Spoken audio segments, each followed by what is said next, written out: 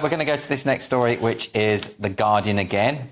It's our favourite tonight, isn't it? European politics. It seems like the establishment isn't popular. Josh? Well, it's very similar to the last one, but it's broader because it's actually saying that it's not just like far right, it's far left as well. It's populism. Well, they're talking about your populism, exactly. Which basically they are designate as you having like two homogenous and opposing groups. Basically, you have like these pure people, which the right and the left have that. The far left certainly have that idea that you're purist politics versus this corrupt elite.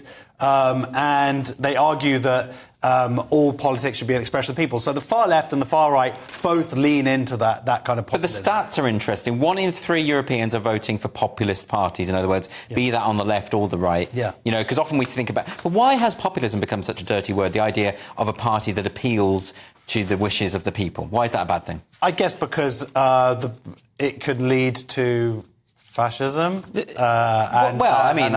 like Bernie Sanders was a populist success story. Well, any politician is populist in that they are winning the most vote. But the point is, this is coming from anti-establishment lines, and I think Bernie Sanders would have been a terrible... Nick, you're not one to defend the establishment. Isn't this quite a good thing? Yeah, this is an absurd article, and this is one I did mean before. So they're saying that all politics should be an expression of the will of the people, and they're calling that populism. Could be called democracy. Yeah. And what's hilarious is that the Guardian is sort of uncomfortable with this, and it says, there's the rise of the nativist authoritarian far right. It's like, they're not actually authoritarian. The people in this article are calling for democracy, and it's the new authoritarian neoliberal establishment that is under threat. That's what's clearly happening in this piece. That's why it's hilarious. People's needs are not being dealt with, whether it's immigration, whether it's cost of living, whatever it is, and instead the establishment, the professional managerial class, as it's sometimes called, is pushing these niche ideas like critical race theory. I'd call net zero another one.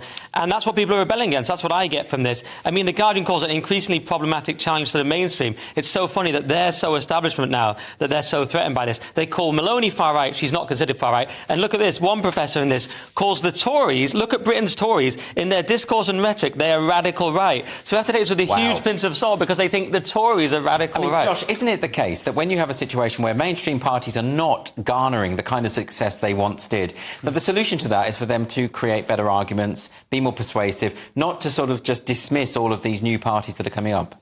Yeah, but I guess part of it goes down to tribalism as well.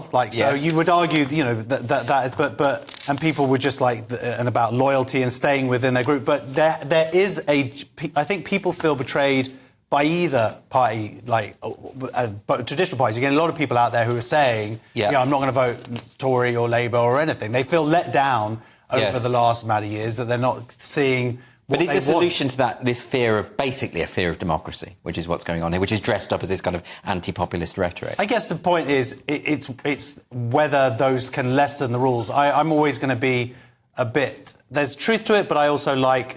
comfort. We all like comfort, Josh. Politics is not the realm for comfort. But I mean, if they call lockdowns a hobby horse, and then they talk about authoritarianism, that was actual authoritarianism. Right.